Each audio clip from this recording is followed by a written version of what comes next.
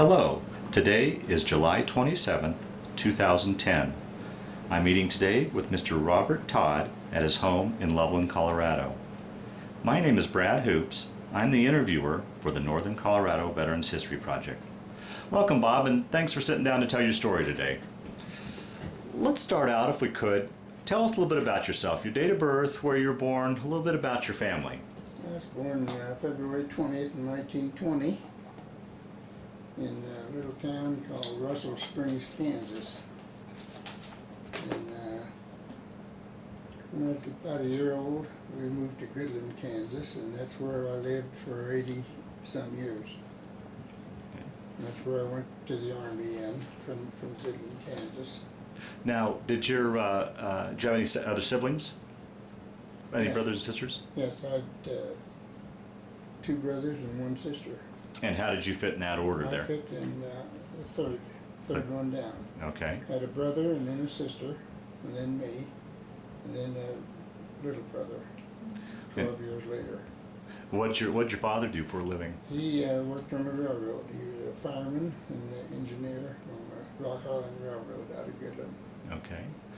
Let's, before we get into your military experience, there's a couple other things I'd like to ask you about historical incidents during that time. Do you have any memory of, and was your family very affected by the Great Depression, and any memories of the Great Dust Bowl? Oh yeah. Yeah, we grew up in the Great Depression, I guess you'd say. I delivered papers a lot when I was a kid, and sold papers, sold to the post when they were a nickel.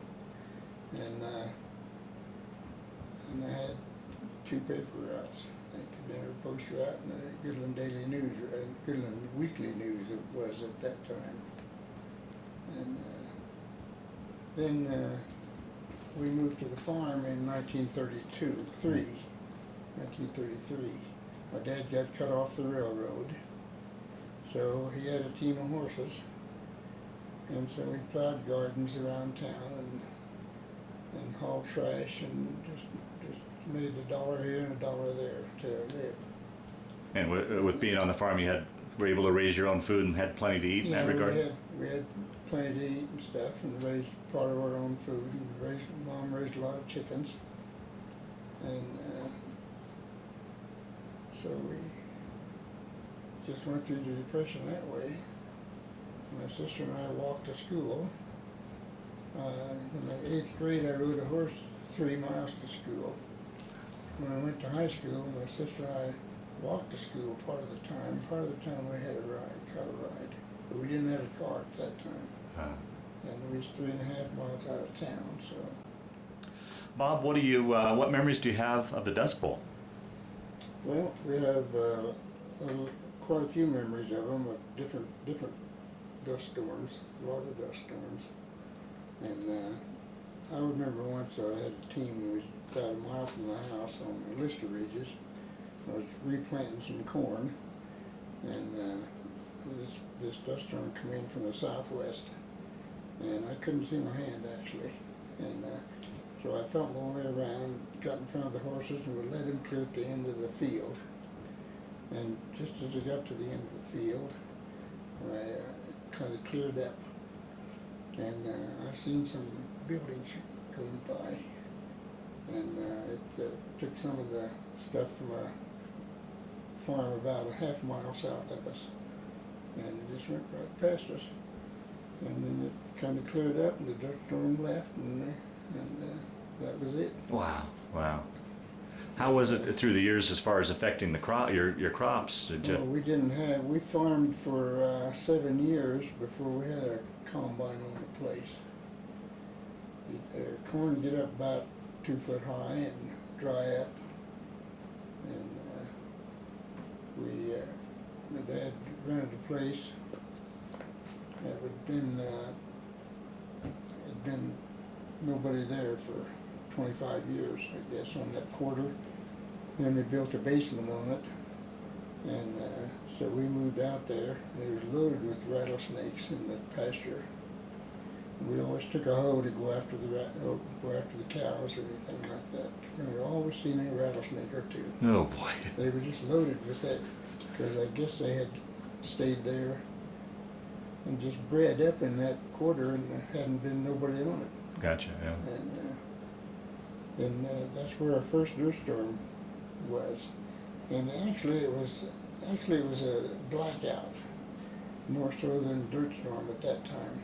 It was just a black, it just turned dark black. Hmm. And we were somewhere with the team horses, and we holed up in a barn and waited till it was over. And about, I don't know, 30 minutes or an hour, well, it passed over. And that was in 1933, I think, or maybe 34 early, I don't know. Hmm. But, That it day, didn't blow much then, but we got home, the chickens was just waking up. And the roosters crowing, and they, As if it had been night, just huh? like it was night, Oh. just like it was daylight, yeah. Wow. So, So you went through the school system there in Goodland and graduated from high school Yeah. there. And yeah, what graduated from high school. what'd you do then after high school? We farmed, and I graduated in 1939. I quit when I was a junior, and I went back to school, and then graduated in 39, so I was actually a year behind. And then farmed for. And then we farmed, yeah, with my dad. Okay. We farmed till we got married. Talk about that. How you met and dated and. Yeah, we got married. Ione come to high school there when I was a junior, and I was a senior, I guess I was. And she had went to one year in Canarita, and then she come to Goodland. And tell how we met. we met before that, out in her place. We had a fellow that worked on the roads, and he was a tap dancer, and his name was Brown, and he had given me tap dance lessons before that, and 2 or 3 other people, 3 or 4 people, and so her cousin was staying in town, and I think the dads or something, he tried to give the kids something to do out in the country, and this guy was talking to him, and he said he was a tap dancer, so he'd teach him to tap dance if he wanted to dance, and so he took me out to help him. And so that's how I met Ione, I'll be darned. and it was at her place. So, And then what year did? How long did you date? And then what year did you guys get we married? dated the next couple of years, and then she graduated in 1941, and we got married in 41 in July, Okay. July 16th, 1941. Okay, so we're up to July 16th, 41. December 7th hits Pearl Harbor Day. Do you guys remember where you were and what you were thinking? Oh, yeah, we was at her aunt's for dinner that day, and we heard it on the radio about the middle of the afternoon, and that Pearl Harbor had been bombed. So we figured before that might have to, might be some army time or something. We didn't know, because it was pretty unsettled in the world that time, and we thought we might be going to war sometime. You never knew. Yeah, yeah. We didn't know at that time. But now, as a farmer, could you've gotten or did you get an exemption deferment? No. No. No, I didn't, and because we wasn't a very big farmer, we were small farmers. And my dad worked on the railroad. He was back on the railroad okay. at that time, and so I just went in the draft. I was drafted. How much further after Pearl did you get drafted? 1942. Okay. So it'd be a year, almost a year. I got drafted in September of 1942. Okay. And then how much longer then after that did you ship off to boot camp? Well, just 3 weeks. Oh, is that right? Yeah.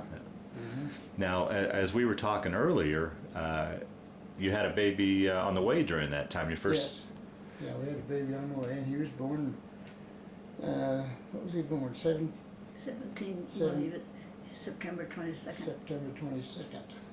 And you shipped out roughly And I three. shipped right after that. He 17 was days 17 late. days old when I shipped out for active duty. I went before that for an examination down to Fort Leavenworth, and then I come back for 2 weeks, I think it was, and then I went for active duty.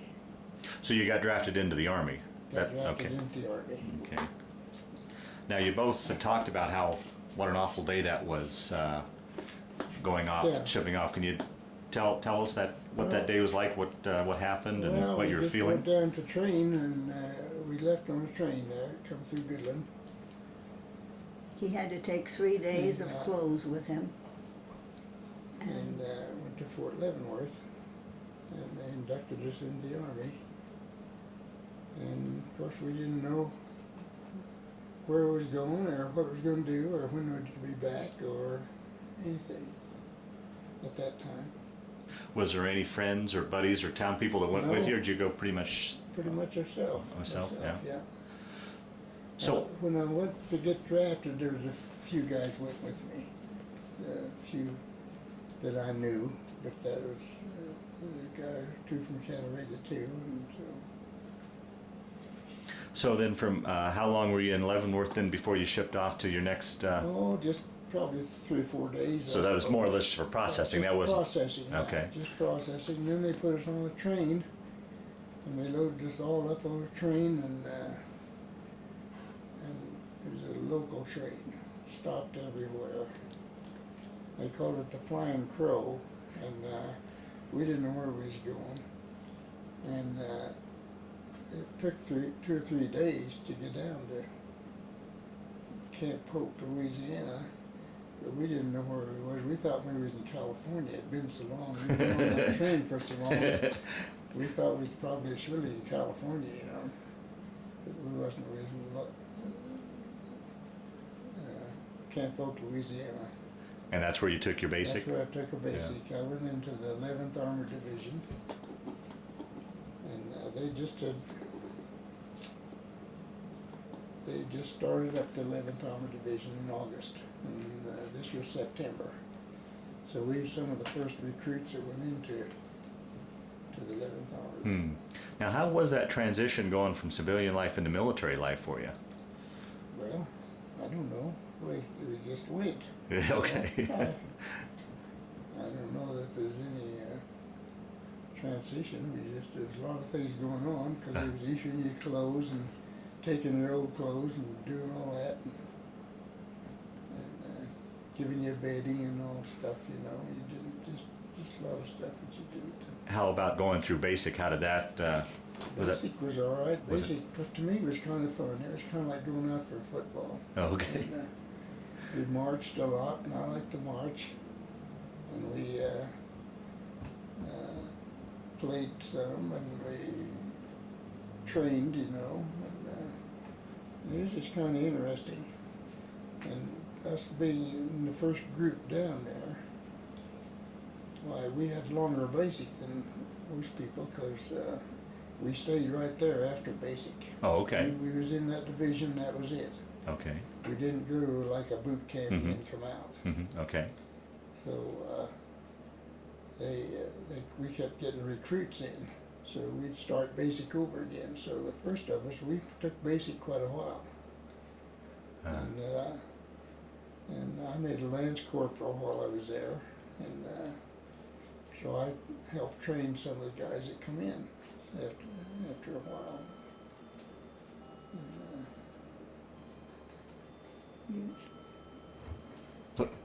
Feel free to. Oh yeah, I was a guidon bearer. They made me a guidon bearer for the company. I had to carry the flag for you have a parade or anything like that. There's a guidon out in front that keeps step with the. Oh, okay. They keep the step and everything, and everybody keeps in step with you and so forth. And you carry the flag, you know, and you drape it and salute and all that stuff. So Okay. I was that while I was in basic. And then, how long, by and large, did you guys stay in Louisiana before you We moved? was there quite a long time. We was there a lot longer than we thought we would be. I think we was there 2 years just about. Oh, is that right? Huh? Yeah, and we pulled maneuvers, Louisiana maneuvers, and we was out in the field some. and it was hot and sticky. And During this time, did you get leaves to come back to Kansas? And yeah, I got to leave. I got to leave probably in 6 months after I was in, the next spring, and I probably got 2 leaves. Well, 3 leaves, maybe two or three while I was down there. We got 2, I think, anyway. Then we went But, after. but you trained these people, but then you went into the Motor pool. motor pool. Yeah, after basic Y, I went into motor pool. okay, so that was your specialty, or your Especially they made me a dispatcher down there, and I was pretty good with figures, numbers. So, and I learned all the numbers of those vehicles, and we had probably, I don't know, 40 or 50 of them. Some of them had 8 numbers to them, and then they coincided with a number 10 or 12 or 8 or something like that. Out of our company, we had the general's vehicle and the lieutenant general's vehicle, and so we dispatched all that stuff to them.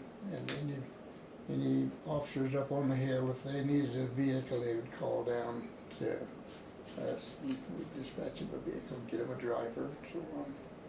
So that was my job there in Camp Polk. okay, and then from Camp Polk, where'd you go from there? Then we went to Camp Barkley, Texas. And we went there about, I think that was about September, August maybe, or something Oh, like that. 44? Yeah, Okay, no, 43. 43. Okay, And they broke the division down then. The division before that was in regiments. And regiments, and then battalions under the regiments, and so on. Well, when we got to Camp Barkley, they broke down the division. They found out it was too big, that's my understanding. And the Armored Division was like a Panzer Division in Germany. And it was tanks and artillery, everything was mobilized. mm-hmm. And half-tracks and so forth. So when I went home on a furlough then from Camp Barkley. And when I got back, well, I was in a different outfit. I was in the 21st Armored Infantry Battalion. There's still 11th Armored Division, but I was in the 21st Armored Infantry Battalion. And a few of our guys come in that battalion from Division Service Company. And some of them went to the 63rd Infantry, and some went to the 55th Infantry, and some went to headquarters company somewhere, and just went different places. Mm-hmm. So we were all broken up then. So there's just a few come with us. And you still handled the motor pool? I was dispatcher there for a little bit, but not the regular one. The regular dispatcher was on leave, so I dispatched for a little while. And then we went to, when he come back, I went to motor pool again. Then we went to California, to the desert, to Camp Ibis. Camp Ibis, in the Mojave Desert. That's near Needles, California. And so we were out there, and we had pretty good duty out there. For one thing, it was winter time, so it wasn't so hot. Oh, good, yeah. And when we went there, the little lieutenant that was in our outfit, they made him a PX officer. And it really startled him. And he remembered that I knew figures quite a lot. So he called me in, and he wanted me to be the steward in the PX out there in the desert. So that was my job in the desert, was the steward in the PX. So I went to town every day and bought PX supplies and come back and sold them. Okay. And we went on maneuvers too out there. And I was telling Ione a while ago, during maneuvers, we had we was at night and we was in a column, and a bunch of tanks went by. We met them, or they passed us or something. Anyway, the dust just flew. You couldn't see nothing. And the guy that was ahead, leading our little group, or I guess it was halfway between the guy that was leading us and why the guy got mixed up. He got on the wrong road. So we was lost then the rest of the night in the desert. And we're driving here and there and finally stopped because we wasn't getting any place, didn't know where we was. So we stopped and we kind of bivouacked and made a bed. And next morning, just about daylight, a lieutenant come looking for us. And so he led us back to our own outfit then. But that's one thing I remember when we was out there in the desert, Yeah. Roughly how long then were you out in California? We was there then, we went from the desert, then we went to Camp Cook, California, and that's out, it's about 100 miles north of Santa Barbara, I guess, something like that, around Santa Maria. And we were there, let's see, I don't know when we went out there. We must have went out there in the spring, and we were there till fall. And while we were there, they sent me to a wheel vehicle mechanic school in Fort Knox, Kentucky. And so I was there during the Kentucky Derby. So wow. We got to see that. And I had the winning horse for $2 on it. And so What was the winning horse? then we got a delay in route when coming home. And that's when our daughter was born. So you were able to be home for your daughter's birth? Yeah, so Okay. I was over there for my daughter's birth, and I left when she was 5 days old. I left, and then I didn't see her till she was a year and a half. Wow. Wow.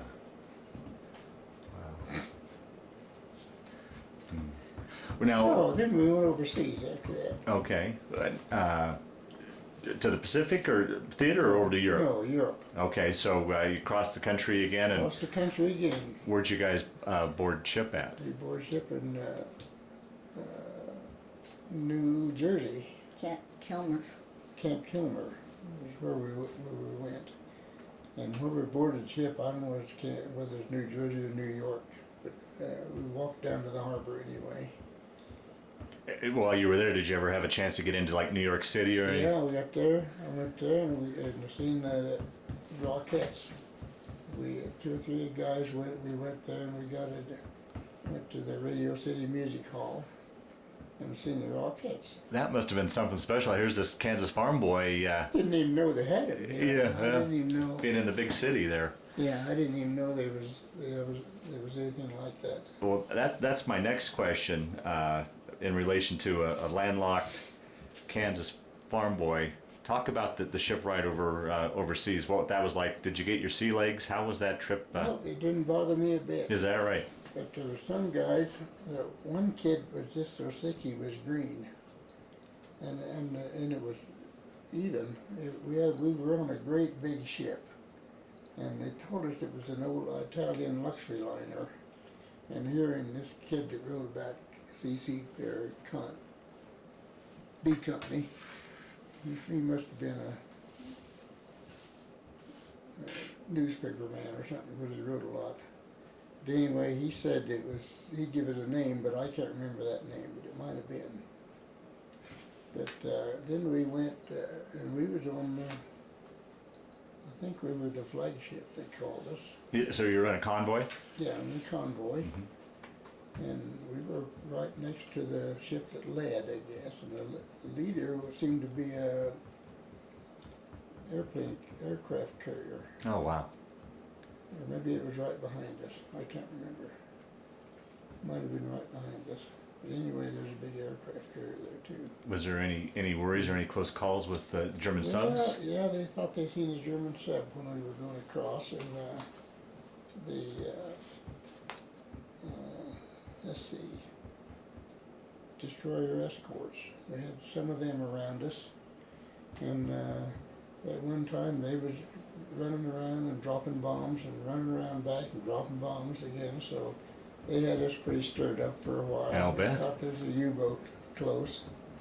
And so, but there wasn't, we didn't get hit or nothing, so nothing happened. Just, that was just dropping bombs, you know. Yeah, yeah. So then, I think it took us a couple of weeks to go over. It's pretty slow. What was life like on board the ship? I mean, what did you do to pass the time away? Oh, I don't remember doing much of anything. Played cards, son. We were in, I was in the 7th deck, below sea level. So it was a pretty big ship. There's 7 decks below.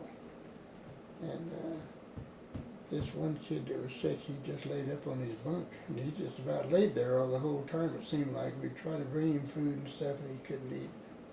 He was really sick. And it wasn't choppy seas or nothing. And so we landed in Southampton. Tell about where you ate. Yeah, the chow lines Oh, and the chow lines, yeah. That was the first time we had beans and ketchup for breakfast, a Navy breakfast, they said. And it slide across. Yeah, and well, that's coming back when we slid it, when we was in a storm coming back. oh, okay. Yeah, we'll get that on the Slid. tail end of your story Yeah. here then. But this time it was smooth sailing, so, and we landed in Southampton, and then they took us to a camp there, and we were there for about probably 3-4 months, I guess. We went over in September, 3 months, because we went over in September, and in February, in December, we went over the channel. Okay, so we're talking 44. Is this That's 44. 44? Okay, yeah. That's 44. Now, during your time in England, did you get liberty passes to go into London or any of the Well, surrounding we could have. towns? I didn't go, but we could have. I went to Bath once. We went to, some of us took a truck and went in there and went to a picture show, and that's about all we did. Come back. But I didn't go to London. Some guys did. You could get a pass and go if you wanted to. So during this time, it was more training and maneuvers and More such. training and maneuvering and stuff, yeah. Okay, And I worked in the motor pool there. okay. And so then in December we went across the channel. Okay. And it landed in France? Yeah. Okay. In Cherbourg. Okay. We landed in Cherbourg. Was there still a lot of damage from the fighting there, or? Yeah, quite a lot. Yeah. Well, you've seen the shell holes up on the hill and stuff like that, you know. But there's still, everything was pretty much like it was after they got done fighting, because they hadn't done anything else with Right. it. And then where did you guys take off and go from there? Yeah, well, then we went to, they were sending the division to a place somewhere where there was a pocket of Germans that was doing something, and we were supposed to clean them out. Well, we got almost there, and this bulge broke out. The Oh, side boy. of the bulge broke out. So they turned us around, and we drove 500 miles back across France to the Battle of the Bulge. And that's where we went into combat, was at Belgium. Belgium. Yeah, in Belgium. Now, from what I understand, that was one of the coldest winters Europe had ever experienced. Were Very you guys cold. properly clothed? And I mean, how were conditions for you? All right, there's lots and lots of guys that was in the trenches got frozen feet. Now, we followed the battalion because I drove a 10-ton wrecker and at that time. And I was just put on it at that time, so a lot of guys froze their feet. We cut up GI blankets and wrapped our feet in them and put them in overshoes. Hmm. And that kept our feet warm. That's the only way we keep our feet warm. Wow. And about the time we got that good and done, everybody liked it. They shipped these boots in, So we had to turn our overshoes in and put the boots with boot packs in. They wasn't near as good. But that was the coldest winter they had over there. I think the record still stands. Yeah. A lot of places in Germany and Belgium of that winter. At night, would you just sleep in your wrecker, or what would you? Sometimes I'd sleep in a wrecker, yeah, and other times why we'd get into a little place, maybe a room this size, maybe 20 guys in it. Sleep in there, and maybe they'd be straw, or maybe they wouldn't be, or whatever. They had a bedroll. Most of us had a bedroll. Wow. And I was in there once, and the bedroll zipped up. You're supposed to zip and clear up, and then they'd fly open. Mine didn't fly open. It felt like I was choking in there, you know. And it was hot, because there's about 20 guys in there. Well, I like to fight my way out of that thing. couldn't get it to work at all. I threw that in the way and got another bedroll. Wow. How about food? You just basically just Food, we rations had or rations. Yeah, we had sea rations, and we had what they call 10-in-1 rations. It was pretty good. oh really? Yeah. Yeah, they had some bacon in them. I don't know what else, but they were pretty good. Bacon. They had coffee, and we had C rations and K rations, they call them. K rations in a box, C rations in a can. And but we had plenty of food. Oh, okay. So you said that's where you guys first entered into battle, was Battle of Bulge. Battle of the Bulge. Take your story as you guys are Yeah. thrust into this thing. Yeah, we went up a road called N15. Now, I don't know what that was. And I know there was a town, one town was Jodenville, that we went through and took. And but when we first went into combat, we was really green, evidently, and everybody else was, because we was going down the road, and the Germans just started picking off our tanks, those 88s, and they really give them a bad time. And our battalion commander, our CCB commander, he kind of had them on the wrong road, I guess, heading for our own outfit. He was going to battle our own people, and the little major, Tansy was his name, and he was out of West Point. He's pretty smart.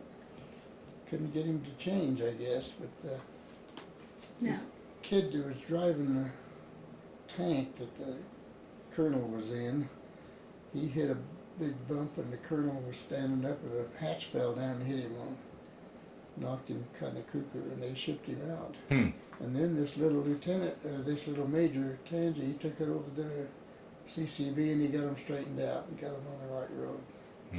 But that's the story we heard back there where we were. And I think it was right, because another colonel gave a speech after we was back on a break, and he told about it. So now, as a driving a wrecker, you would follow up behind the main thrust, or yes, I'd follow behind the main the line companies. Why, it was our job to keep the vehicles going. If something dropped out, we stopped to fix it, and also pull it in or whatever to the other mechanics. There's also a lot of other mechanics that was there too that followed the same way we did, and they kept the columns going, kept everything going. But I remember once in Bastogne, it was awful icy there. Our tank recovery vehicle couldn't do anything because it was too slick. And I know we was in a column one night, and it was icy everywhere, and the tanks were just sliding everywhere. They couldn't seem to get any traction at all. And some guy got in a ditch, and it was muddy and rainy and snowy. And I don't know, we had to stop and winch him out and get him going again, you know. But a half-track usually carried a squad of infantry, you know, with them. And another time in was north, I think just out of Bastogne a little ways after we got to Bastogne. And Now, had we broke out of that by that point, or was were you still somewhat surrounded, or what was the condition of back? We had kind of driven them back Okay. that way Okay. and kind of got out of it. But they were still firing on us and so forth. And I know we went up to get our captain would come and get us whenever they had a vehicle down where we'd have to go get it. So this half-track was tipped over somewhere there in a field. And I guess they'd been there all night, I think. And so we went there, and there was a shell land here and maybe over here and around. And we got the half-track tipped back up on its wheels and got it towed behind the wrecker. And so we was going up a little bit of a hill. To me it was west, but I don't know. Anyway, it was just a little ways, and we met our ration mans, and we heard a bomb hit behind us. And he said, "Boy, Todd," he says, "you just get out of there in time." The bomb hit right where you was. Wow. So then guys, it would have probably got us all in that. There's probably 8 or 10 in the squad in that half-track that had been there, and they'd been lobbing them shells in on. They could see your boom. Well, you see our boom kind of, yeah. Our boom stuck up. Oh, okay. So they could, it's kind of hard to hide. You had Yeah. to kind of keep moving. Wow. And, Could you describe to those that watch this and myself that have never been in battle, have no clue what it's like? I mean, what are you thinking? You've got these shells falling all around you. How what's going through your mind? How do you function in a situation like that? I don't know. You're just doing something. You're not. Maybe you hide. One time there was we was up there, and I don't know what we was doing, but they had what the Germans call, or we call them screaming memes. I don't know what they was. A shell that come over and it just screamed all the way down. You could hear it coming, you know. That scared us pretty good. I know we got out for a while and kind of hit in the woods for a little bit, and then went on. But that was the only time I was ever in those screaming memes. But you heard the guys talking about them quite a little. And how do you think physically you function? I mean, you're in some terrible weather conditions. You probably aren't sleeping properly. You probably, sounds like you're eating okay. I mean, any one of those by themselves would be enough to affect a person. But on top of that, you've got this whole umbrella of the stress of war. How do you think you kept going in that regard? Well, I don't know. You just did. I guess you didn't think about it. I don't know. You slept when other people couldn't. I slept pretty good. Oh, did you? Yeah. Yeah. I know. Once we was in up by, I think it was Prum, Germany, and we took over. We was at a place kind of on a hill, and they pitched a big tent, and we started getting to sleep in that tent. Well, then Germans started lobbing shells in, just harassment shells, you know, and so we didn't sleep there. So we got out and we found some foxholes, and we got in foxholes, and we rolled our bedroll out there and slept in there. And I went to sleep. Is that right? And when I woke up, we had some shrapnel around, little shrapnel pieces in there, on our bed. Oh, we darn. And the guy next to me, there was a wrecker man, he couldn't sleep. And he was hollering at me, and he thought I was hit maybe, because I didn't wake up. Yeah. So, and he said, "God, Todd," he got me awake. He said, "How can you sleep?" I said, I don't know, I just went to sleep, I guess. I guess I was tired or something, or felt safe in the foxhole, so. Wow. And then that's kind of funny. yeah. And then from the Battle of the Bulge, you guys, I assume, kept moving eastward? Yeah, we went on, yeah. And I think they said that we spearheaded the Third Army after that, quite a ways across Luxembourg and Siegfried Line. yeah, the Siegfried Line. We went up around the Siegfried Line. It was really black and dark up there. Black nights. Oh boy. I remember that. And engineers had a big job there clearing mines. Mines was everywhere. And they cleared a lot of mines, and so you didn't dare get off the road. And, How was it, as you're moving, how was communication back home as far as letters? Was that pretty reliable? I mean, since you Well, were constantly on the no, move? you and- get a bunch of them at one time. At that time, we was up to Siegfried Line, I think it was, and I got my Christmas package. That was in February, and they mailed it in November. Wow. I think it was, wasn't it, November? Yeah. So it took a long time. But you'd you'd go quite a while without letters, and our mail went and come in every day, it seemed like, or pretty much every day. I wrote quite a lot, printer every day, and so did Ione. So you get a bunch at a time, a bunch of letters at a time.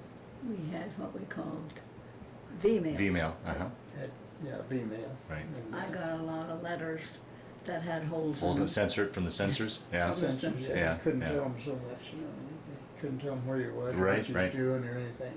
Well, that must have really played on you, not knowing exactly where he was, and if there was a gap when you didn't get a bunch of letters. I mean, I can't imagine the worry you must have had back home. We did. We listened to the news faithfully, every bit of it, to hear anything that they might say that would help us out. Oh boy, oh boy. So you're pushing into Germany now. Now, as you guys are moving along, did you have much interaction with the local people at all? Not too much, a little bit. We'd stop at a place and usually stay in a house or something. Take a house and stay in it. Maybe move the people out or whatever. Or they'd move out or whatever. And you'd maybe sleep in a bed. It's pretty good, you know. And but we didn't have too much to do with the people, just some. And they was usually pretty glad to see us. Yeah. Even in Germany. Oh, is that right? Yeah. From the north. But, And could you describe for us what you were seeing as you were moving along, as far as destruction and what? well, yeah, we would go. It seemed like we'd just get in the column and go till the forward people, the guys in the lead, would get shot at or something. So if a sniper would shoot at them or something, they'd stop and they'd shell that town, wherever, or shell whatever it come out of. So by the time we went through, following it, why they was be burning. A lot of houses on fire. They just burned it up until they caught the sniper or whatever was shooting, and then we'd go on. So we went sometimes 80 miles in a day. So at this point, was there a pretty good feeling that it looks like we're going to win this thing? Or? Yeah. And I know Patton wanted to go to Berlin, you know, and they wouldn't let him. And so we was waiting in Austria. We met the Russians in Austria. Oh, really? Oh, yeah. But we had to wait on them there. Because, you know, they had a big offensive going. They was going 10 miles a day. And we was going like 80. We could have went to Berlin easy. Yeah. Now, did the 11th fall under Patton's command? Yes. Okay. Did you ever have a chance to come across him or see him? Yes, we seen him once in the Bulge. Seen him go by. And he had a column of tanks and half tracks and everything with him, you know, protection too. He had a pretty good column himself. But we seen him go by, but that's all. That was the closest I got to him. Yeah. So you guys veered and went south to Austria, and that's where you said you met. Did you physically meet up with the Russians? Did you ever get a chance to meet it? Oh yeah. we took the wrecker. We had to go, somebody went over in the east, behind the Russian lines, and got broke down, so we had to take the wrecker and go over there and get him. And we went over there, and it was quite a deal, because there was, I think there was 70,000 people, Russians, in that little old town, about the size of Canarita. And they only had 4 tanks. They had 2 tanks, I can't remember which. Anyway, hardly anything, they've just been walking, Yeah. you know. And we went over there, and gee, they'd never seen a wrecker like we had. And they'd just climb up on that thing and look at it and mumble and jump and talk, you know. Huh. And it was quite a thing. And it was kind of hairy behind the, didn't know what was happening. You Really, bet, yeah. You know? But we went over there and got a vehicle. I forget what it was now, but we pulled it out. Huh. But, And so is that where you were when Germany surrendered then? yes, Yeah. we was in Austria. We was in Mauthausen, Austria. And you remember that day? Was there quite a bit of celebrating, or Oh, you remember what it yeah. was? When the war actually ended, we were outside of Mauthausen, our little group. They kept us back a ways. And our forward people had went into Mauthausen and liberated that Mauthausen prison camp. And so we come up just a couple days later after that. It was one of the worst. One of the worst prison camps there. And we was really shocked. And I've got a lot of pictures of those. Hmm. So if we took pictures of them, because an order come down from Eisenhower, then to take all the pictures you could, because he said in so many years somebody will come up and say it didn't happen. Right, right. And that's they're doing that now. Yeah. But we know it did. We was there. And, Wow. And we seen the tables where they laid them, and seen the showers where they put them in the shower instead of having water come out, gas come out and gassed them. And people were just starving, just skin and bones when we got there. Well, I bet you didn't expect that. I mean, you prepared we for war, didn't. but to come across something like that must have a... Sham was the first one that they liberated, and we didn't know what was going on when we seen those people. That was the first time we'd ever seen any of them, you know. And they were pretty well starved, but they could get around. And but these people here, they just walk. Someone would walk and fall over right next to you, dead. Just die because they Wow. were starved to death. Wow. The rows of, Yeah, they had rows of them. To bury them, they bulldozed out trenches and just laid them in the trenches to bury them, you know. Mm. They were piled up just like cords of wood. Yeah, I've heard that so many times. Yeah. Yeah. Wow. Just piled up like cords of wood with skin and bones. And you couldn't feed them. I expect we killed some trying to feed them, you Yeah. know, Yeah. trying to give them something. But they told us not to feed them at all because they couldn't handle it. And they said that if they'd boil a potato in a bucket of water and then take the potato out, and they'd eat the juice, but they couldn't eat the potato because it was too much for them. Hmm. Wow. So that's the way they started feeding them, I guess, with Wow. just that broth, and very thin broth at that. Hmm. And, So the war's ended. That must have been a relief to you to, Oh, hey, yeah. I made it through this thing, you know. It's great, yeah, Yeah. it was great. And, And then after with the war ending, how soon then did you return back, or did you stay on as part of the occupation well, forces? we stayed Or? on all summer, and a lot of Germans come in from behind us. We'd bypassed a lot of Panzer divisions, never fought. They was tired of fighting, I think. But they came in from behind us after the war was over, a lot of them did. Now, was there ever any worry or concern that you guys might get transferred over to the Pacific? Was there any talk of that at all? Well, or? yeah. We went up into the high country in Austria, and I think one company or another line company was on one side of a bridge, the Russians was on the other side, and they were watching his bridge, both outfits. And it was up in, we stayed in Spital on the Pyern River. And yeah, my MO number, I guess, was a mechanic, 9. When they transferred me to the wrecker, the clerks didn't get that number transferred. So when we were in Austria, they called for the wrecker to go to Japan. But the other guy that was on up before me was the guy that went. I didn't have to go because my MOS number was wrong. Huh. And his was still on the record number. But I wouldn't have had to go anyway, and he didn't either, because time he got to go through the United States, and time he got here while the war was over. Yeah, okay. Okay. Over in Japan. Okay. But otherwise, I would have went to Japan probably. Wow. Wow.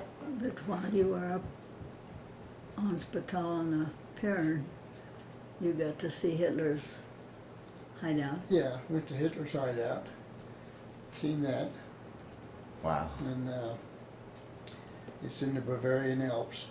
Beautiful country. God, Yeah. it's beautiful. Yeah. But he had the biggest picture window in the world at that time, I guess. I think it was 22 feet. We got pictures of some of the guys and us on Hitler's hideout. I'll be darned. Wow. And it was kind of fun. We didn't get up to the eagle's nest. There was something wrong for us to go up there that day. I don't know what it was now. Anyway, we were over in 2.5-ton trucks. And I don't think you could get a 2.5-ton truck up there. Yeah. But Yeah. anyway, there's some reason we couldn't go. So. But anyway, we rode on Hitler's boat in the Bavarian lake there, Wow. and went to Strasbourg. Strasbourg, Austria was right close. But he was in Bavaria, I think. So duty was pretty nice that summer then, as far as. Yeah, it was nice. It was just. What my job was, we just went around and picked up vehicles. If Russians had a vehicle, if they was driving a vehicle and something happened to it, stopped in the middle of the road, they just left it right there. They just got out and took off, left it right there. You had to go get it and pull it out and get it, take it somewhere, cleaned it up, They just left it right in the middle of the road. Now, So it's kind of different. now how then? I would imagine married with 2 children that you had to have built up some points then. Yeah. And that so eventually you had enough points to come I back did. home. Yeah, I had pretty good points, but I didn't get out too quick. Seemed like it was just behind, just under enough. I had a lot more than a lot of guys, but not as much as some guys, I guess. So. But They sent you to Czechoslovakia. yeah, we went to Czechoslovakia and they shipped us into the 16th Armored Division and shipped us home in the 16th. But I guess I don't know what they did with the 11th. I think they disbanded it or something over there. Oh, okay. Yeah. So you boarded ship then down. Board ship in Le Havre, Okay, France. coming back, and we had it was a little victory ship, I think they called them. And I don't know how many guys was on. Seems like 1,700 or something like that, and there's supposed to be 1,100. Because we sleeping on the deck and in the aisles. Wow. Because there was too many people on it. And we got in a storm coming back. And you went in the mess hall to eat, and the mess clits would come right down, slide right down the table, You had to pick yours up, or else get slopped in. Oh boy. And people were sick all over there that day. And you still managed to get through that without getting sick? Managed to get there. Got just a little sick after I ate breakfast. I went into the latrine, and guys was just everywhere throwing up. And I got kind of sick there, and I kind of gagged and about threw it up, and I got out of there, and then I got all right. Oh, boy. If I'd stayed in there, I'd have been sick, I think. Yeah, yeah. Well, and where did you guys land in the States? We landed at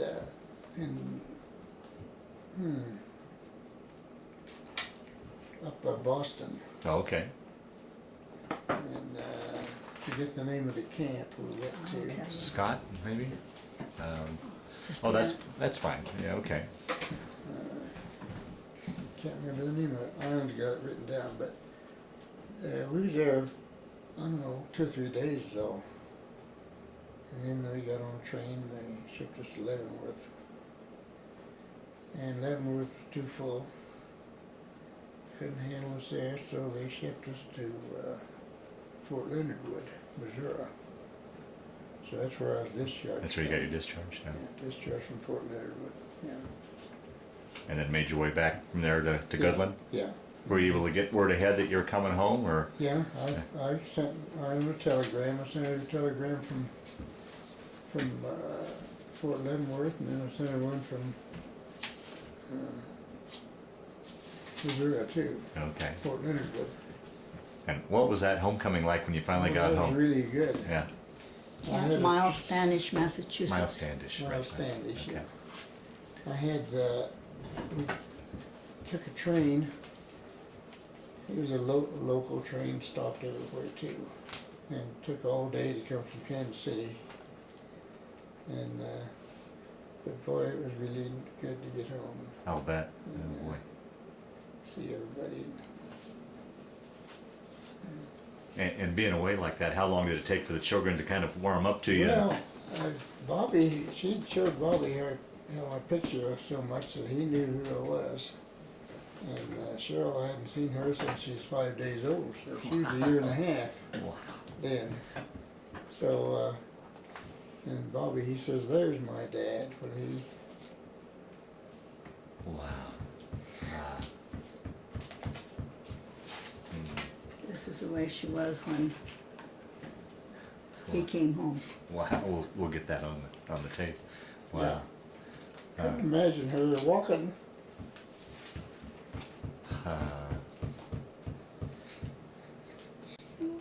So now you're home, and what did you do in the transition? Were you able to take some time off and relax, or did you go right at it, go to work, or? Well, it was in the fall, so we didn't have too much to do, but we tried to rent a place, and we did. A neighbor had passed away, and so we rented his place for a winter. And then the next spring, well, we rented another place and rented a farmland with it. The first place we didn't have any farmland. So we got rented a quarter section. Were you able to use the GI Bill at all to help you at all with any? A little bit. I got I don't know, a couple $100 from her, 300 maybe. I don't know how much. I got a check. A guy come out and seen me different times, and I know I got a check once or twice or maybe 3 times. I can't remember. Of $100. But that's all. And I helped should buy have went to groceries. college, should have went to school, you know, but we didn't know enough to, Yeah, yeah. and didn't have any. They told us about Bill, the GI Bill and all, but not enough to let you know that you ought to go to college. Right, and right, do it, and right. do it, you know. Right, right. His So, brother was in the yeah, service but- also, and he We and his thought- brother both should have had rehabilitation, but they neither one did. Hmm. So, They didn't talk about it much. Yeah, They right, didn't tell right. you much. so Right. we really should have went to school, but we didn't. So we farmed, and we farmed for about 6-7 years, and we built a little house because we couldn't buy a house, couldn't rent a house even hardly, but my dad had a government green bin, and I gave him $200 for that, I think. Bought that, and we remodeled it into a house. Hmm. And we lived in that first winter. And the second winter, I guess he was home. We lived in that bachelor's place the first winter. And, but after we built this little house down on the farm, we'd rented more land, and it was 10 foot high at the square, so we put a little upstairs in it and made some stairways, and we slept upstairs. It come down like this, and we could walk down the middle standing up, but if you went over to the side you had to duck your head. But we lived in there that winter, and you couldn't buy a door. No lumberyards has a door, so we had that 4-foot door there, and you couldn't get it shut tight. So we hung a GI blanket up in front of it, and sometimes the wind would blow that thing back 2 feet. Wow. And you know, we had a oil burning stove. It was about this big around and about that high, and we burned oil in that thing. And we'd get it red hot sometimes. And the kids never had a cold that whole winter. They'd get up close to that stove, and you'd learn like a brooder house and chickens. You'd get up close to the stove, and then they'd go out and play, go back and play where it was cold, and then they'd come up and get warm again. And they never had a cold that whole winter. None of us did. But I feel like the good Lord just took care of us, because the kids played on the steps, and if they'd ever fell down those steps, they would have hit. Fell on that stove. Stoves, It was burn right them at the stoves, yeah. Oh boy. It was right at the bottom of the stairs, pretty much. We lucked out there pretty good. Yes, Yeah. good Lord took care of us. And he also took care of me while Bob was gone, because Yeah, I'd like to ask you about that. What was life like? Were you able to live off his Army salary, and there was rationing going on? And I mean, there's a lot of things going on the home front. Talk a little bit about what you were experiencing. well, before he left, we were living in what we called a little cook shack. And that's kind of like camper today, only it was 10 by 20. 10 to 20, yeah. And it was very cold. It was not built real good. And a lot of times I would find Cheryl in the morning with a little dusting of snow on her face and her hair. I'll be done. And it was pretty cold. And so we had a 2-burner Oil stove. oil stove, Kerosene. a heater. It was not vented. And we didn't know that that might kill you, you know. Yeah. And so I would have to get up in the night sometimes and go out and refill the tank and bring it in. And it was so cold and so dark. And I was a little bit scared of the dark anyway, and so it wasn't fun. And but I tried to keep the kids warm. And it was a real hard time, because Cheryl got pneumonia, and she kind of was ill with that, and I had her in the hospital for a while. But anyway, we got along. Everything was fine, and I saved money. Bob, through the money that Bob had allotted to us, I would buy our groceries, and then I would put the rest, everything I didn't need, into the bank. Wow. So when he came home, I had over $1,000 Saved up. saved I'll up. be darned. Wow. And we had rationing of sugar, rationing of shoes. It was just amazing. You could not go to town and buy women's hosiery or women's undies. There was nothing you could buy. Everything was being made into war things, you know. And so when I bought Bobby a pair of shoes, which was only about that big, I had to use a shoe stamp.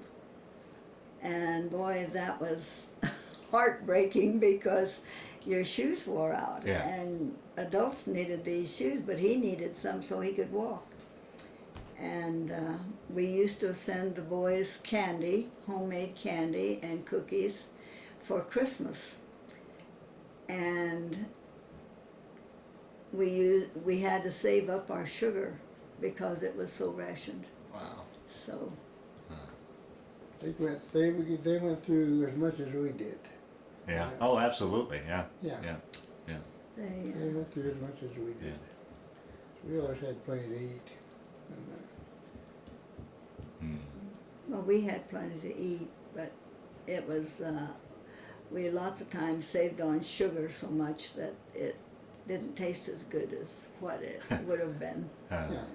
because we wanted to save the sugar to Mhm. make the candy and cookies.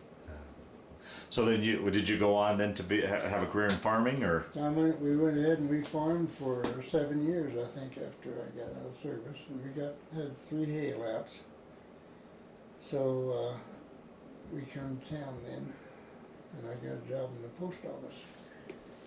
So I worked in the post office, and from then on, How many years then altogether did you were in with the Postal Service? 27 Wow.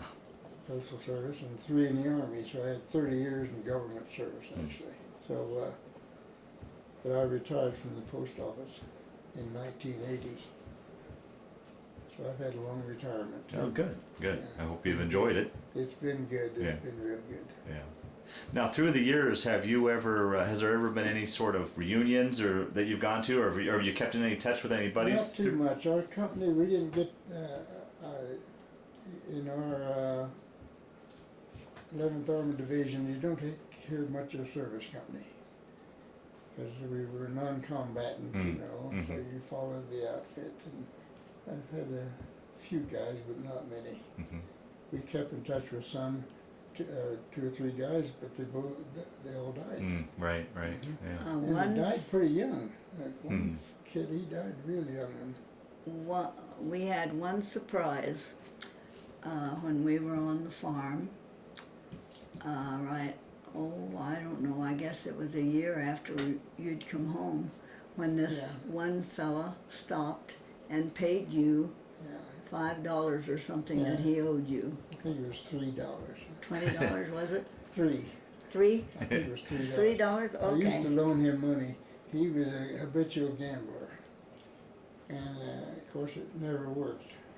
So I'd loan him money every month, just about. And the first of the month come around, he'd come pay me. But the 5th of the month he'd come around, he's broke again, you know. He wanted to break a bank in Las Vegas, and he just couldn't get her done. And so I'd loan him money every month, but he stopped by and paid me. I'll be darned. That was something. One thing I think is pretty amazing about your story is, I mean, your generation and people during that time, really growing up, didn't travel too far away from the No, farm they or didn't. town. You didn't travel too far. No. Now here's a guy that crisscrossed the country, was in England, over through Europe. That must have been a fascinating It was. experience. I had never been, I've been to Denver a time or two, and I've been to California once because my mom come from there. Oh, okay. But as far as being to see anything or Right. to know anything, I didn't even like Coke. I didn't like Coke when I went in the Army. Couldn't drink it. Just, and guys, we'd have a break in Garrison, and they'd run to the Coke machine, get a Coke. Didn't bother me a bit. I just didn't like the taste of it even, you know, because I never had it. Yeah. But it was kind of odd. Well, when he was in Camp Kilmer, he got to go to New York and, like he said, see the Rockettes. Yeah, but yeah. he forgot to tell you, he got to go up in Empire State Building. Yeah, we got to go up there. Got to go clear up to the top, but they would not tell him They wouldn't tell us the which names of any of those bridges. that was. Oh, okay. Right. Yeah. There was a guy from New Jersey there, and he came over. He told us what there was. There was a Brooklyn Bridge, and that was some other bridge. But people up there couldn't tell you. They were not allowed to. Not Yeah, allowed probably to- with the thought that when you went over to Europe, if you were captured and they Yeah. got that information from you. And, Something like Yeah. that, I suppose. Yeah. oh, that must have just been fascinating for this. Like I said, this farm boy from Yeah, it Kansas. was, because Yeah. I'd never seen anything. Yeah. And I suppose it must have been just as interesting to meet guys from different parts of the country. That Yeah. you know, the Texans and the Eastern guys, Yeah. And you Southern know- boys. Yeah, guys like us now, we could drive, but we had to teach some of them guys to drive from New Jersey and New York. They had never seen dirt, some of them. And we couldn't believe that, you know. Wow. And but we teaching some of them guys to drive, and they was a lot older than we were, a lot older than I was. And when they were going across the country and they found out that Bob was from Kansas, they still thought that there were Indians. Yeah, they thought there that was he Indians had. out here. Wow. And we told them there was, of course. Yeah. Now, through the years in your retirement, have you ever been able to travel back to some of the places you were stationed, or did you ever get back over to Europe? No, No. I haven't. It'd be nice to get back there and just see it, I guess. Yeah. We did go, Is our there- son worked for the Bureau of Reclamation and was in Washington DC. And we did make a trip back there and we saw so many things. Yeah, Uh, we saw the but, Korean Memorial and the Vietnam Memorial and all that. And of course, you're set to go this But September they on had the Go not- this September on the- now, yeah. But they had not, done World War II museum. Or they hadn't Yeah. hardly planned it yeah, yet. it's a shame it's taken so long to build that thing. But you're set to go on the September Yes, flight with the honor yes. flight to see Yeah. that, which will be very We are enjoyable. so pleased with Be that. pretty, it's coming up pretty quick, Yeah, really. yeah. He also saw this, I can't think what they called it, but Mauthausen Camp and all these Yeah. other Oh, the Concentration- Holocaust Museum? Holocaust Museum. Concentration We camp. went Gotcha. in that Yeah. and saw that. Gotcha. Yeah. And Yeah. that was a bad time for him too. Oh, absolutely. Yeah. Well, Bob, we'll start to wind down this interview. Is there anything I didn't ask you that you wanted to talk about, or any stories that have kind of bubbled up that you can think of now? And please jump into this as well if there's anything we left out. So hopefully we've covered as much of your story as possible. I don't know that Yeah. I can think of anything right now, no. I think he covered most of it, but Well, one of the last questions I like to ask in these interviews is, how do you think that experience affected your life, changed your thoughts, or did it? Or was it just simply a chapter of your life you went through? How do you think you would answer that? You know, I don't know, I suppose it changed me. Ione says it changed me a lot. Did you see a different man come home? I did. Yeah. He was so jolly when he left, when he was inducted.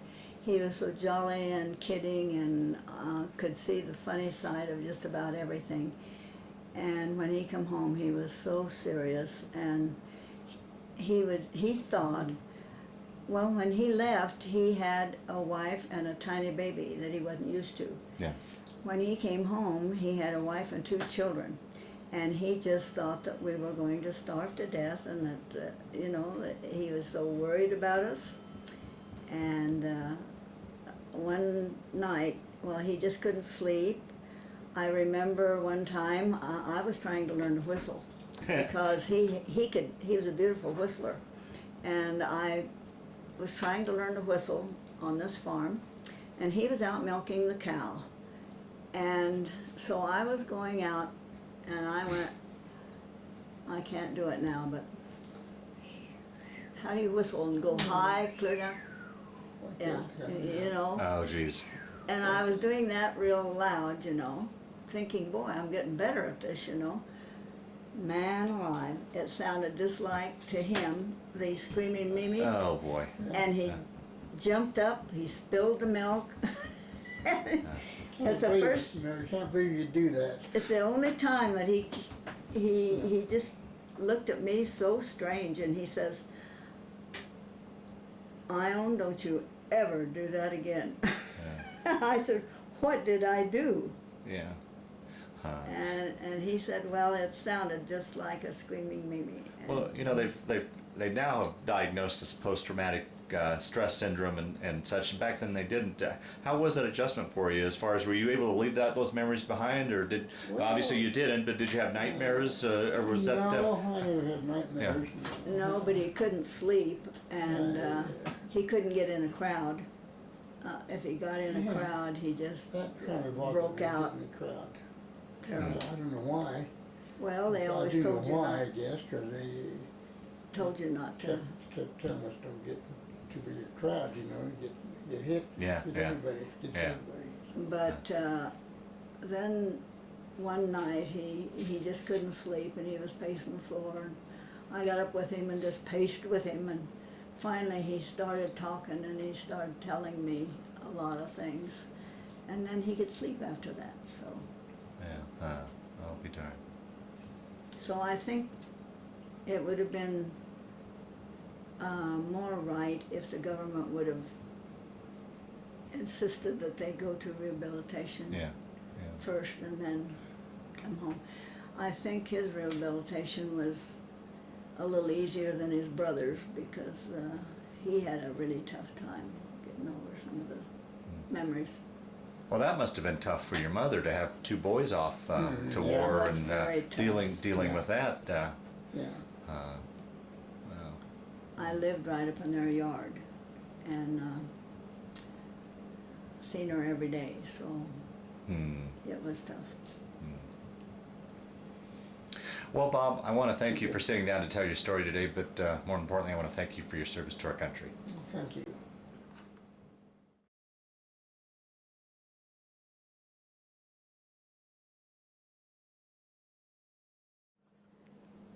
This was the day before he left for a boot camp. The baby was 16 days old, Oh boy. right? Yeah. Yeah, and so the day he left, he was 17 days old. Mm-hmm. This is I think one of his first furloughs that he came home. Taken there at home? Yes. I was taking it home. Taking it Okay. home. That was one of the pictures he sent me from Camp Polk, not long after he got there.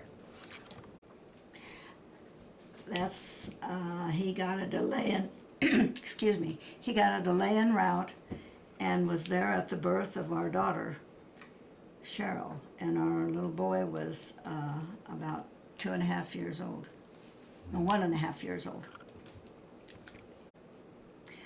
I sent this picture to Bob when he was in Europe yet, before he came home, and he couldn't believe that Cheryl was up walking at that time.